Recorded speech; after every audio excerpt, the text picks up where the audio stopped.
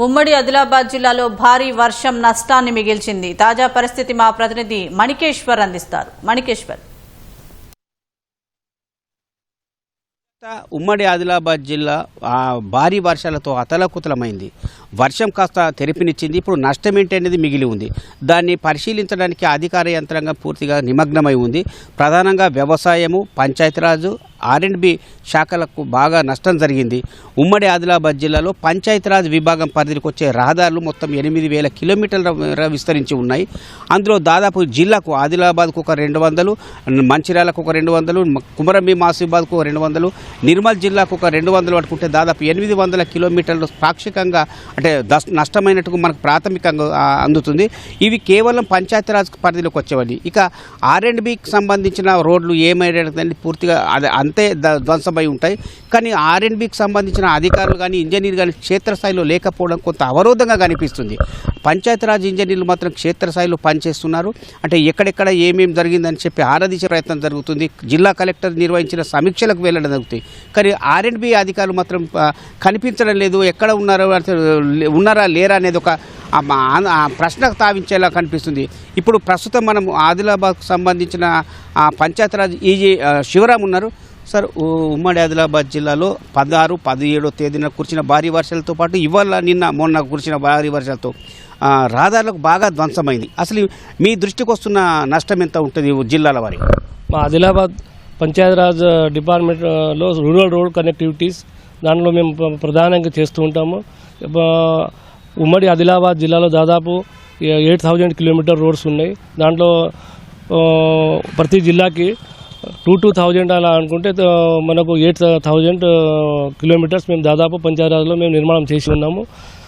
తద్వారా మొన్న 15వ తారీఖు 18th అండ్ మన వారం రోజు కంటిన్యూ వర్షాల వల్ల దాదాపు low level causeway, CD works, bridges and surface damage బాగా జరిగినాయి. దాదాపు మా ఆదిలాబాద్ జిల్లాలో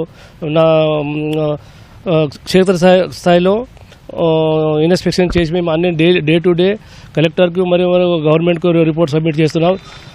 అదే రిపోర్ట్ సబ్మిట్ చేసిన దాని ప్రకారమే మాకు దాదాపు 140 crores మా ఆదిలాబాద్ జిల్లాకే పర్మనెంట్ రోడ్ డ్యామేజ్ అయినాయి. డ్యామేజ్ మనం రెస్టోర్ చేయడానికి 140 crores దాదాపు మనకు అవసరం ఉన్నాయి.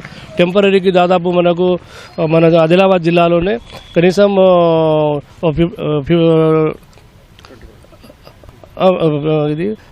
3 crores వరకు మాకు అవసరం ఉన్నాయి. అని టెంపరీ రెస్టోరేషన్ కాక మనం ఇంకా టెంపరీ బ్రిడ్జెస్ అనుకోండి, సిడి వర్క్స్ అన్ని మనకు రెగ్యులర్ పొజిషన్లో తీసుకురావడానికి దాదాపు మనకు 160 crores అవసరం ఉంటుంది. ఇది గవర్నమెంట్కి మేము day to day daily report పంపిస్తున్నాం. కలెక్టర్కి కూడా సబ్మిట్ చేస్తున్నాము.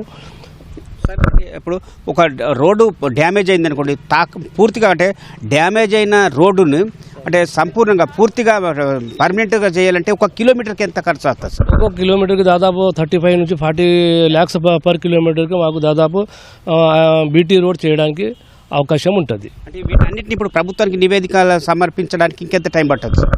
మేమైతే ఆల్రెడీ రెడీ ఉన్నాయి ప్రణాళిక మా దగ్గర. ఇంకా ఏమైనా నిన్న కూడా బాగా హెవీ రెయిన్ అయింది, ఇంకా డ్యామేజ్ ఏమైనా ఉంటే ఈరోజు రిపోర్ట్ వస్తే సాయంత్రం వరకు మేము అది కూడా దానికి ఇంక్లూడ్ చేసి సబ్మిట్ చేయడానికి ట్రై చేస్తాం. మీతో R&Bకి సంబంధించిన రోడ్లతో కలిపి సమన్వయంగా ఉంటుంది లేదా మీ పంచాయతీరాజ్ పంకజ?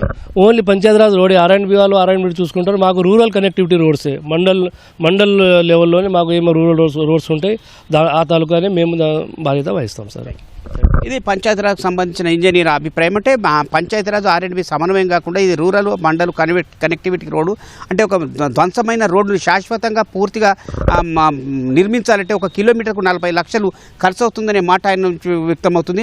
మొత్తం మీద ఉమ్మడి ఆదిలాబాద్ జిల్లా నుంచి ఇప్పుడు హైదరాబాద్ వెళ్ళాలన్నా, నాగ్పూర్కి వెళ్ళాలన్నా, అటు జాతీయ రహదారులు అంటే నేషనల్ R&B పరిధిలోకి నేషనల్ హైవే విభాగం కూడా ఒకటి ఉంటుంది.